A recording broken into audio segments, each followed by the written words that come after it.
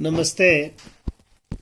कक्षा 8 हिंदी व्याकरण, page number 244, परिशिष्ट 2। ये व्याकरण का कक्षा 8 के विद्यार्थियों के लिए अंतिम हिस्सा है। जो इतना व्याकरण अध्ययन होता है 9th 10th में, तो फिर अपने कक्षा के सिलेबसों के हिसाब ही से ही होता है, पाठ्यक्रम के हिसाब से। एक बार पुनः व्याकरण एक दृष्टि में। सबसे पहले तो व्याकरण की परिभाषा आती है। व्याकरण वह विद्या होती है जिसके द्वारा हमें शुद्ध शुद्ध लिखना, पढ़ना, बोलना आ जाए, उसे हम व्याकरण कहते हैं।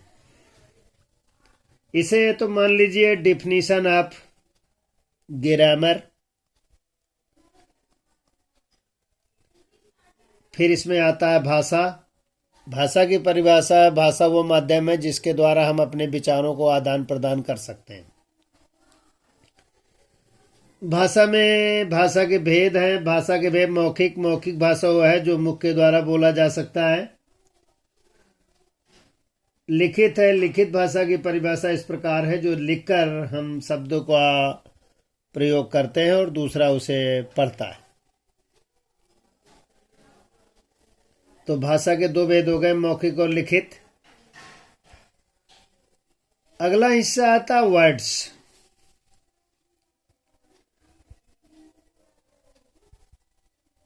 वर्ड्स में, शब्द में, इसके 4 हिस्से हैं। हिंदी व्याकरण की दृष्टि से शब्द को उत्पत्ति की दृष्टि से माना जाता है। दूसरा शब्द रचना की दृष्टि से भी होता है। तीसरा है शब्द अर्थ की दृष्टि में होता है। और चौथा है शब्द प्रयोग की दृष्टि में होता है। पहले हिस्से का अध्ययन करेंगे हम लोग शब्द उत्पत्ति की दृष्टि में। उत्पत्ति की दृष्टि में शब्द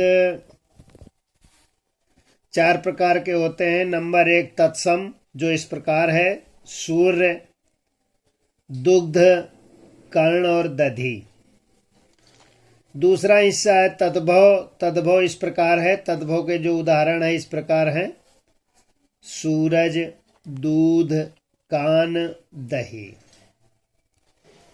तीसरा हिस्सा इसमें देशज आता है। देशज के उदाहरण कुछ इस प्रकार है: थैला, लाठी, डोरी, पगड़ी। चौथा हिस्सा आगत में आता है। आगत में है रेल, टाइम, आवाज और मेज। पेज नंबर 244 में प्रश्न इस प्रकार है कि 2 तत्सम शब्दों के उदाहरण लिखिए। प्रश्न नंबर 2 है 2 आगत शब्दों के उदाहरण लिखिए। प्रश्न नंबर 3 है 3 देशज शब्द के उदाहरण लिखिए। प्रश्न नंबर 4 है 2 तद्भव शब्द के उदाहरण लिखिए। ये सब विद्यार्थी प्रश्नों के उत्तर देंगे। अब हम लोग तीसरे हिस्से पर पहुंच रहे हैं, शब्द रचना की दृष्टि से। शब्द रचना की दृष्टि से 2 हिस्से हैं, मूल और व्युत्पन्न। अब इनमें से भी 3 हिस्से पाए जाते हैं उपसर्गों से, जिसे सुफिक्स, प्रीफिक्स, प्रत्यय कहा जाता है। कंपाउंड समास को बोला जाता है अंग्रेजी में।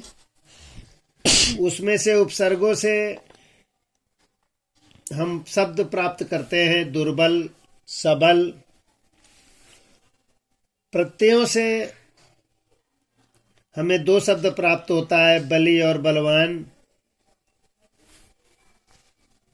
तीसरा है समास से हमें 2 शब्द प्राप्त होता है: बलाबल। अब हमारा पेज 244 तीसरे हिस्से में प्रश्न बनता है: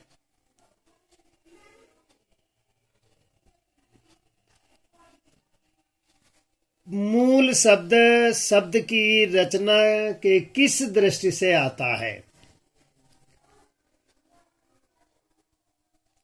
अगला है सबल उपसर्ग है कि प्रत्यय है कि समास है। अगला प्रश्न है बली। बली को हम समास कह सकते हैं कि प्रत्यय कह सकते हैं, उपसर्ग, इस पर निशान लगाना है। और बलाबल उपसर्ग कह सकते हैं कि समास कह सकते हैं कि प्रत्यय, इस पर विद्यार्थियों को निशान लगाना है। ये लिखे